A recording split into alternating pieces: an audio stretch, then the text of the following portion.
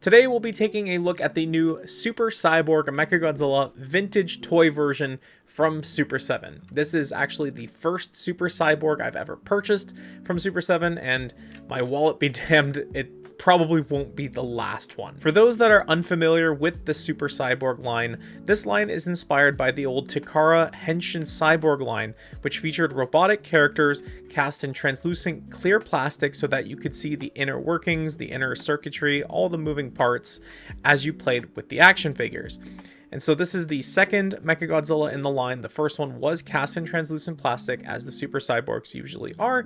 And here you have him featured in the retro style packaging, which is really, really nice. Here we'll get a closer look.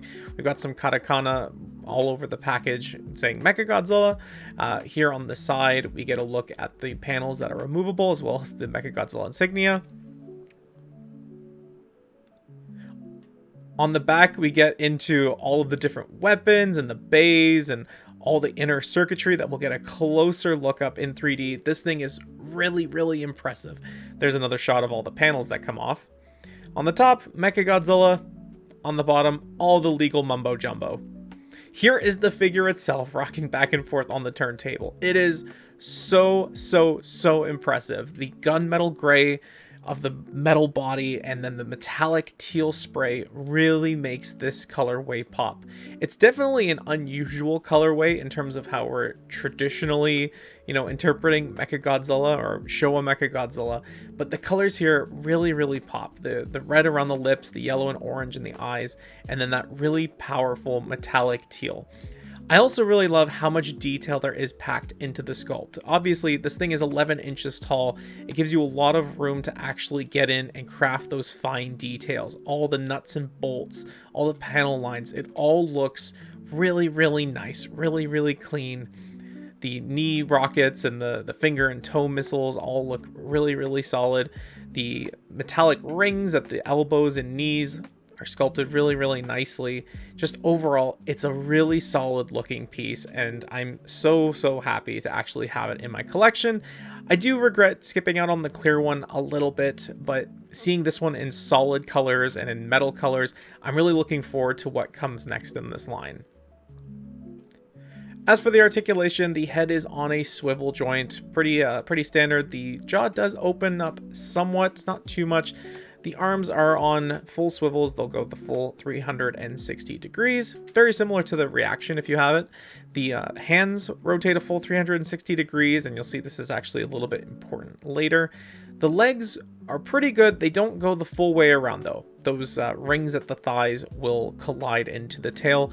So be careful here. You don't want to risk pushing it too far and breaking those pieces of plastic. The tail does not move, unfortunately. When we get into actually removing the panels, they actually pop off quite easily. So here we'll take off the chest panel, and in doing so, we'll actually reveal that the laser chest actually does deploy, which is really neat.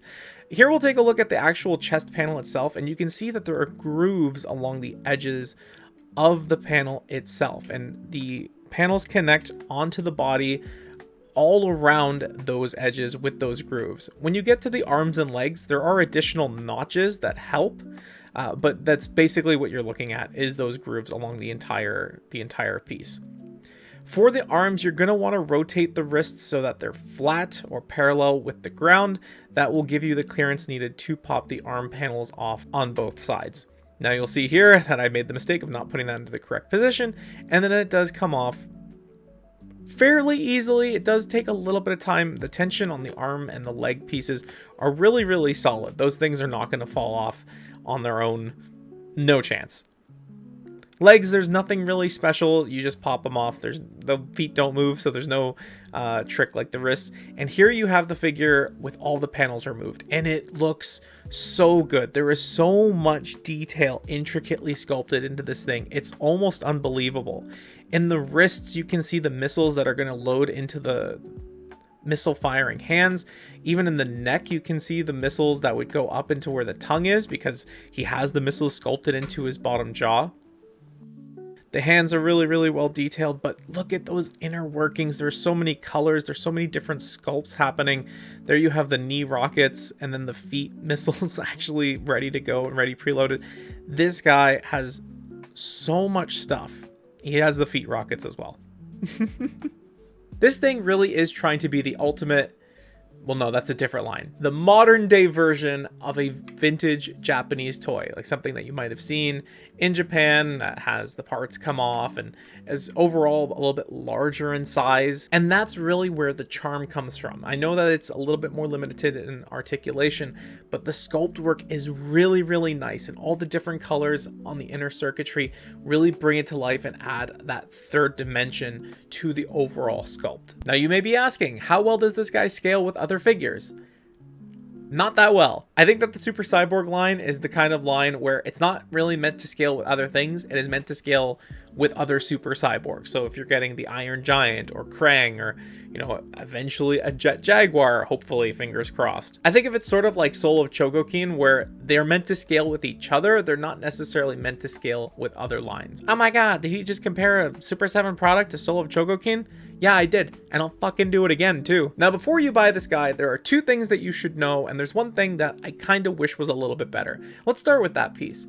The jaw does open a little bit. I do wish that they carved a little bit more out of the jaw, just ever so slightly, to give a little bit more jaw movement. He has the missiles sculpted into his jaw, but because they're not painted like the old vintage toy, it's easy to lose them because of how much jaw movement there is.